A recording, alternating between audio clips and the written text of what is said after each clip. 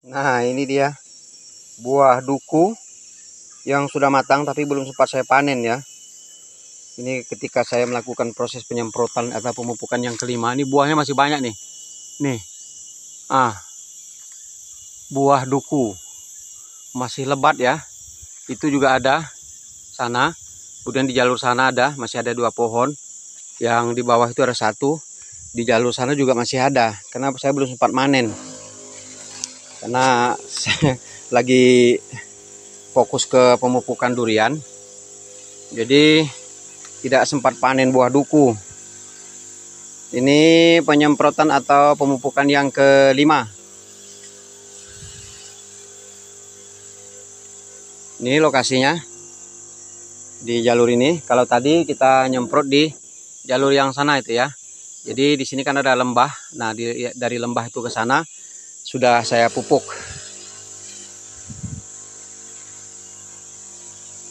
Nanti suatu saat kalau memang sudah ada rezekinya, saya akan beli mesin ya, pakai mesin untuk cuci motor. Kita bawa ke sini, kita bawa drum, kemudian bisa kita isi. Jadi pemupukannya bisa lebih banyak air gitu. Jadi pemupukan ini sebenarnya nggak banyak air juga masih bisa berproses, cuman lebih banyak lebih baik kalau memang cuaca mendukung. Nah ini saya lihatkan isi duku ya. Duku ini, ini duku. Jadi isinya lebih lebih keras daripada langsat. Kulitnya juga lebih tebal teksturnya. Kalau bicara manis, mungkin langsat lebih manis ya. Lebih manis dari duku. Bismillah. Masih agak terasa masam. Padahal ini udah dibilang matang ini. Nah ini besar-besar buah dukunya di sini. Cuman ya itu belum sempat kita panen. Nih.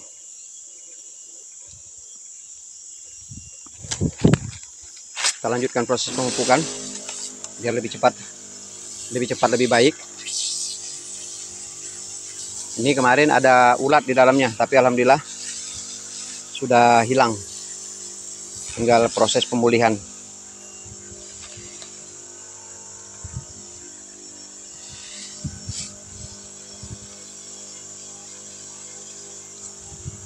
Memang durian yang pasca panen itu rentan terhadap ulat ya. Saya juga kurang paham apakah memang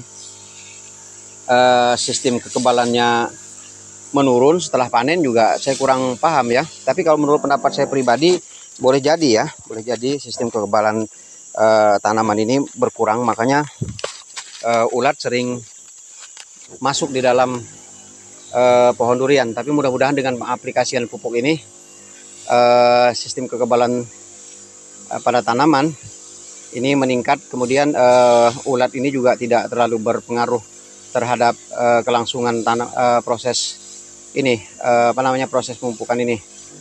Kita coba lagi ya. Ini kalau bekerja di wilayah ini kita juga ngos-ngosan karena jalurnya tinggi. Tapi nggak apa-apa. Ada kelebihan dan kekurangan. Tanaman yang berada di posisi miring seperti ini nih, ada kelebihan dan kekurangannya.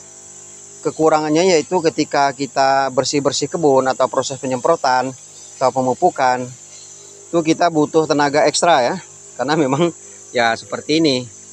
Nah ini salah satu kelemahannya. Yang kedua, kalau misalnya panen, itu biasanya kita juga kalau nyari buah, ya kalau misalnya bersih langsung menggelinding ke arah bawah sana. Tapi kalau memang masih ada seperti ini, biasanya durian yang jatuh itu langsung tersangkut dulu di rumput. Jadi kita harus ngambil. Nah ini yang menjadi kerja berat buat kita. Menjadi pekerjaan berat.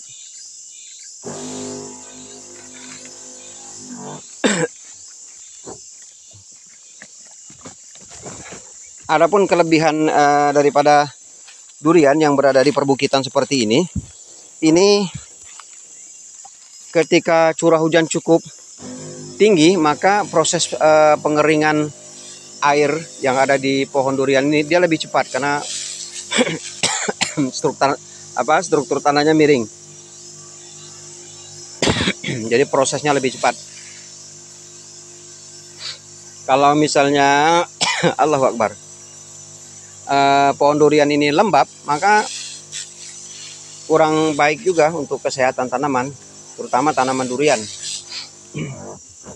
Kalau dia kering, nah bisa-bisa proses pembuahannya lebih cepat karena dia stres air ya. Karena tanaman itu stres air.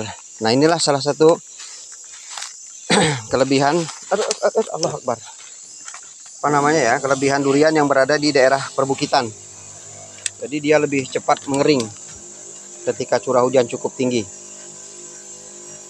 Kelemahannya yaitu tadi ketika proses pembuahan, pemungutannya dan lain sebagainya, pemupukan ya agak butuh tenaga ekstra untuk menjangkau tempat ini. Sampai di bagian atas pohon ini kalau masih bisa kita jangkau ya. Nah, ini masih ada durian. Tuh, kalau nggak salah saya, nah ini nih. Masih ada satu. Di jalur itu masih ada lah. Kebetulan masih ada yang mungut gitu.